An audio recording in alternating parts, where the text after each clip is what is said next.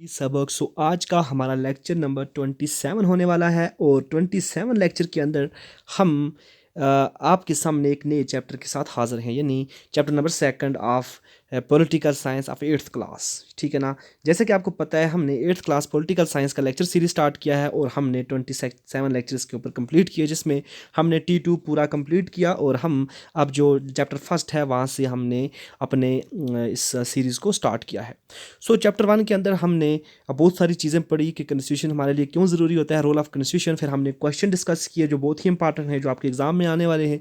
और आज के इस चैप्टर में जो हमारा चैप्टर नंबर 2 है, इसके अंदर हम अंडरस्टैंडिंग स्किलिज्म पढ़ने वाले हैं। अच्छा, एक चीज़ मैं आपको बता दूं कि कुछ जो स्टूडेंट हैं उनकी डिमांड है कि सर आप हमें ग्रामर भी करा दीजिए, क्योंकि बोर्ड के एग्ज़ाम बहुत करीब हैं। 8th क्लास का जो ग्रामर है हम उसको भी करवाने वाले हैं, उस पर भी एक सीरीज़ लेकर आएंगे। बस आप थोड़ा सब्र रखिए और हम आपके एग्ज़ाम होने से पहले पहले जो भी आपकी जो क्रूशियल चीज़ें हैं, जो इंपॉर्टेंट चीज़ें हैं, जो आपको इंपॉर्टेंट सालबेज है, वो हम कंप्लीट करने वाले हैं। गाइस, जो स्किलिज्म जो वर्ड है, ये एक बहुत ही इंपॉर्टेंट वर्ड है और बहुत ही इंपॉर्टेंट कंसेप्ट है। इस पूरे चैप्टर के अंदर हम यही पढ़ने वाले हैं कि स्किलिज्म असल में होता क्या है। इस चैप्टर को पढ़ने के बाद आपको एक बहुत ही बड़ी और बहुत ही इंपॉर्टेंट जो फिलोसफिकल टर्म स्किलिज्म है, उसके बारे में एक ब्रॉड जो कंसेप्ट है, जो व्यूज़ है, वो डेवलप होने वाला है। आई होप कि आप इस पूरे चैप्टर को अच्छे एंजॉय से पढ़ोगे और आप इस चैप्टर को मस्ती करते हुए पढ़ोगे। गाइस, जो स्किलिज्म वर्ड है, अगर हम इसको इसका जो कंसेप्चुअल मीनिंग है, अगर हम उसको देखें कि स्किलिज्म असल में होता क्या है, तो जो भी टर्म होती है वो एक फ़िलासफ़ी डिफ़ाइन करती है कि ये एक फ़िलासफ़िकल टर्म है। चाहे वो सोशलिज्म हो, चाहे वो सिक्युलरिज्म हो, चाहे वो कम्युनिज्म हो, कैपिटलिज्म हो, कोई भी इज़म होता है वो एक फ़िलासफ़िकल टर्म होती है। और ये अपने अंदर एक डायनामिक कंसेप्ट होता है, एक बहुत ही वास्ट कंसेप्ट होता है। अगर यहाँ पर हम देखें जो इस चैप्टर के अंदर स्किलिज्म जो लिखा है वर्ड, इसको अगर हम इसकी मीनिंग को देखें तो स्किलिज्म हम कहते हैं एक ऐसा प्रिंसिपल, एक ऐसा असूल जिसके तहत जो मज़हब होता है, जो हमारा रिलीजन होता है, ठीक है ना, रिलीजन होता है, उस रिलीजन को हम स्टेट से अलग करने को स्किलिज्म कहते हैं। यानी हमारी जो रियासत होती है, रियासती अदारे होते हैं, वहाँ से रिलीजन को, उसके दखल को, यानी मजहबी दखल को, दखल अंदाज़ी को, जो हमारी दीनी दखल अंदाज़ी होती है किसी भी काम के अंदर, किसी भी स्टेट के किसी भी फंक्शन के अंदर, उसको हम अगर स्टेट से दूर करेंगे, यानी रिलीजियस इंस्टीट्यूशन को रियासती इंस्टीट्यूशन से दूर करने को हम स्किलिज्म कहते हैं।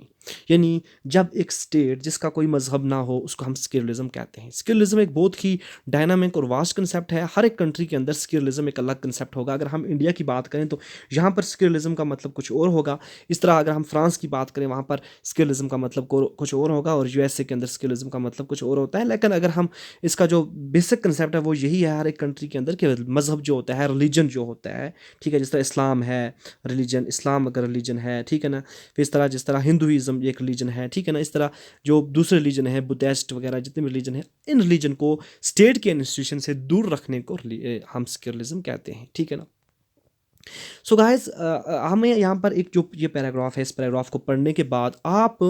का जो कंसेप्ट है स्किलिज्म का, वो आपके माइंड में डेवलप होने वाला है। तो आई होप कि आप इस पैराग्राफ को अच्छी तरह से पढ़ोगे। चलो हम स्टार्ट करते हैं इस पैराग्राफ को, कि इस पैराग्राफ में एक्चुअली लिखा क्या गया है। एक एग्जाम्पल के जरिए हमें समझाया है कि आप इमेजिन करो, ठीक है ना, आप अपने दिमाग में इस चीज़ का तस्वर करो, इमेजिन करो कि आप हिंदू हो या फिर मुस्लिम हो, यानी आप इन दोनों में से कोई एक हो, हिंदू हो या फिर मुस्लिम हो, ठीक है ना। जो एज्यूम कर लेते हैं हम मुस्लिम हैं, ठीक है ना, एज्यूम कर लेते हैं हम मुस्लिम हैं, और आप यूनाइटेड स्टेट ऑफ अमेरिका के अंदर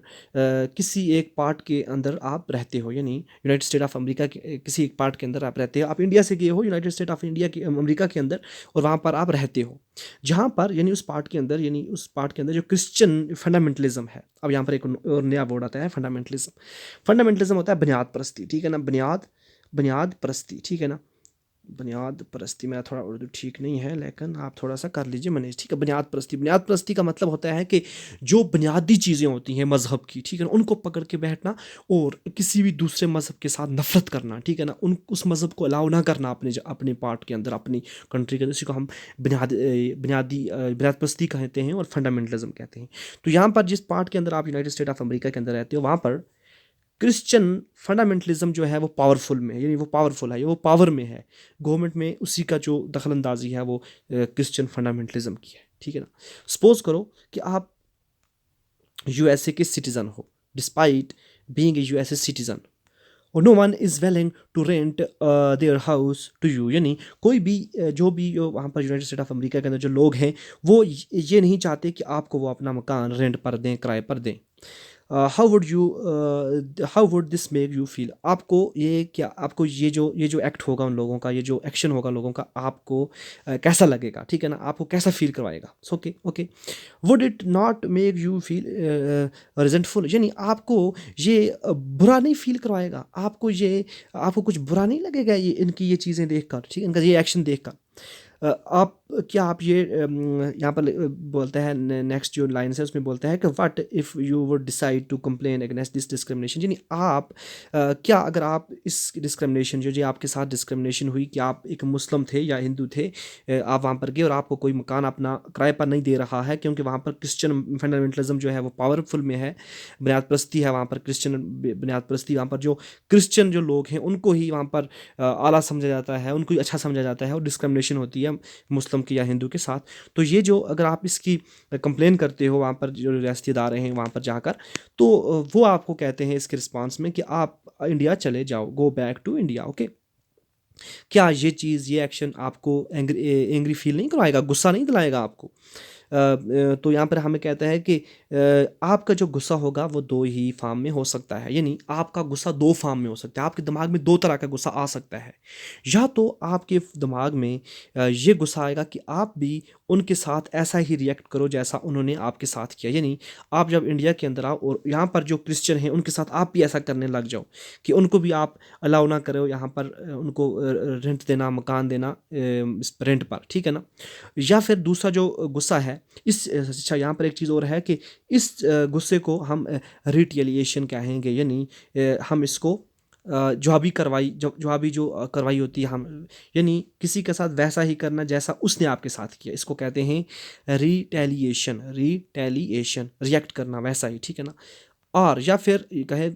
या फिर यहाँ पर कहता है कि दूसरा जो गुस्सा जो आपके दिमाग के अंदर आएगा, दूसरा दूसरा जो व्यू आपके दिमाग के अंदर आएगा वो ये होगा कि हर एक के लिए इंसाफ होना चाहिए, हर एक के लिए इंसाफ होना चाहिए, हर एक के लिए बराबर की ट्रीटमेंट होनी चाहिए। और आप एक फ़ाइट करोगे, ठीक है ना, यू मे फाइट, यानी आप फाइट करोगे, आप एक जंग छेड़ दोगे और आप ये कहोगे, ये कहते हुए जंग छेड़ोगे कि किसी के साथ भी डिस्क्रिमिनेशन नहीं होनी चाहिए ऑन ग्राउंड, यानी इस बुनियाद के ऊपर, रिलीजन की बुनियाद के ऊपर, उसका बिलीफ क्या है उसकी बुनियाद के ऊपर, उसका मज़हब क्या है उसकी बुनियाद के ऊपर किसी के साथ भी डिस्क्रिमिनेशन ना होनी चाहिए। इसके ख़िलाफ़ आप एक जंग छेड़ दोगे, एक वार छेड़ दोगे, एक आप फाइट करोगे। ओके, दूसरा जो हमें यहाँ पर कहता है कि दिस स्टेटमेंट, अब हमें यहाँ पर समझ आने वाला है कि सेक्युलरिज्म क्या है, यानी ये जो आपकी स्टेटमेंट है,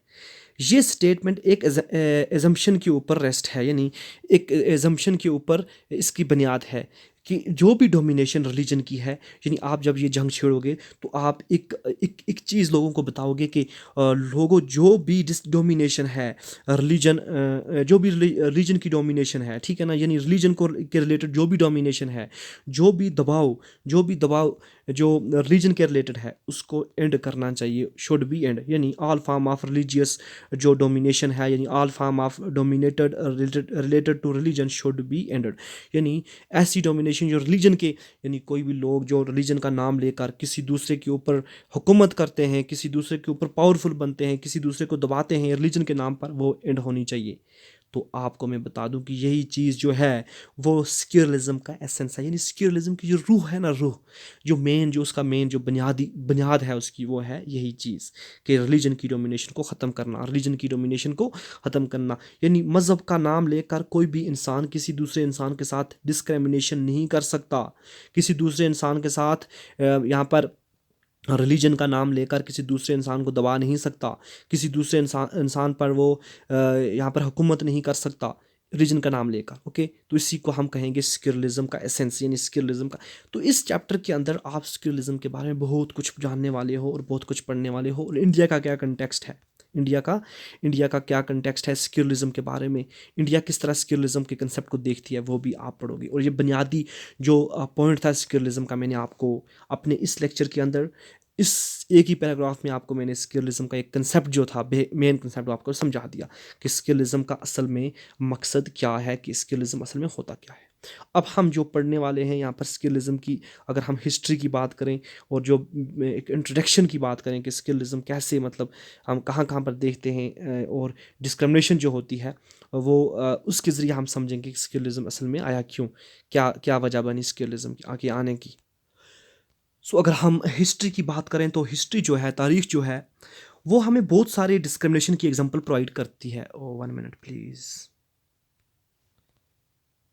यस, सॉरी फॉर इनकन्वीनियंस। तो हम बोल रहे थे कि जो हिस्ट्री है, जो तारीख है, वो बहुत सारी डिस्क्रिमिनेशन की एग्जांपल प्रोवाइड करती है हमें। यानी हमें हिस्ट्री से डिस्क्रिमिनेशन की बहुत सारी एग्जांपल हमें मिलती हैं। जो जिस तरह हम अगर बात करें exclusion and prosecution on the ground of religion, यानी ऐसी डिस्क्रिमिनेशन जिसमें एक्सक्लूजन हुआ, सताया गया रिलीजन के बुनियाद के ऊपर, ठीक है ना। परसिक्यूशन और रिलीजन की बुनियाद के ऊपर, एक्सक्लूजन रिलीजन की बुनियाद के ऊपर जो हुआ, इसकी हमें बहुत सारी एग्जांपल मिलती है। You may have read about how Jews were persecuted in Hitler's Germany, यानी जो ज्यूज थे, जो यहूदी थे, उनको हिटलर की जो जर्मनी थी उस वक्त, यानी 1914 से लेकर 19 कितने तक, जब हिटलर मारा गया, यानी 43 तक, 44 तक, तब तक जो हिटलर्स ने जर्मनी के अंदर जो ज्यूज़ को सताया, यहूदियों के साथ जो बर्ताव किया, उनको जो सताया, ये भी एक डिस्क्रिमिनेशन की बहुत बड़ी एग्जांपल है। इस तरह अगर हम बात करें, जो जीविश स्टेट है, इज़राइल स्टेट जो है, वो मुस्लिम और क्रिश्चियन के साथ, जो माइनॉरिटी में है वहाँ पर हैं, उनके साथ किस तरह बर्ताव करती है, किस तरह ट्रीट करती है, इल ट्रीटमेंट होता है उनके साथ। ये भी एक डिस्क्रिमिनेशन की बहुत बड़ी एग्जांपल है जो हमारी आंखों के सामने है, जो हम न्यूज़ के अंदर देखते हैं। इस तरह हम सऊदी अरबिया की बात करें तो वहाँ पर जो नॉन मुस्लिम हैं, उनको वहाँ पर चर्च, जो टेंपल या चर्च बनाने अलाउ नहीं किया जाता, और वहाँ पर जो पब्लिक प्लेस है, वहाँ पर इनको अलाउ नहीं किया जाता है कि वो वहाँ पर प्रेयर कर सकें, अपनी इबादत कर सकें। ओके, तो ये एक कंसेप्ट है डिस्क्रिमिनेशन का, हमें एग्जांपल मिलती है हिस्ट्री से।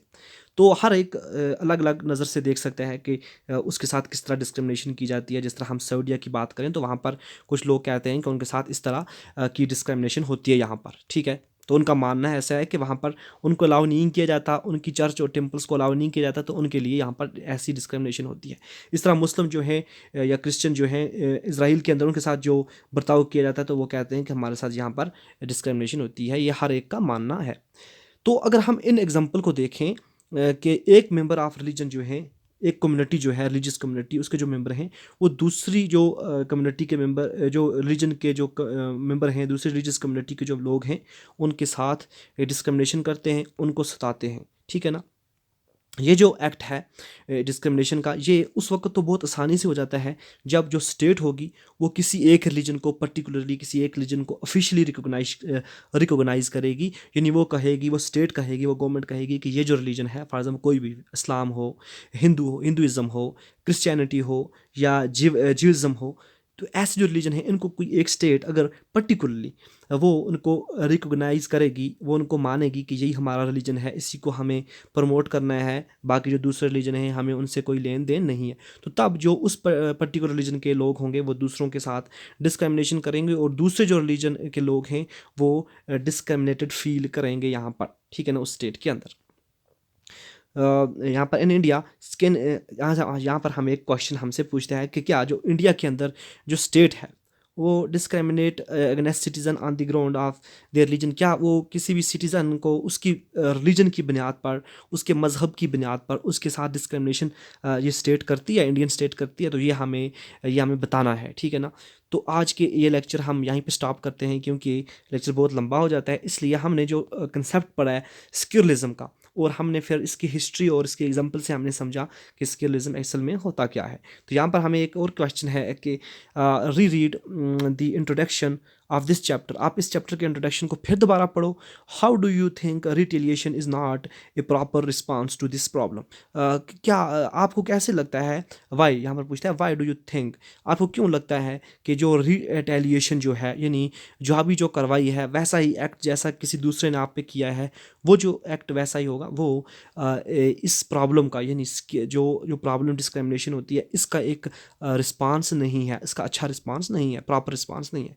What would happen if different group followed this path, क्या होगा अगर जो दूसरे ग्रुप होंगे वो इस पाथ को फॉलो करना शुरू करेंगे। What would happen if different group follow this path. Okay, so ये हमारा लेक्चर आज का इतना ही है। होप कि आपने अंडरस्टैंड किया होगा, और आज के लिए इतना ही। हम मिलते हैं अपने नेक्स्ट लेक्चर के अंदर।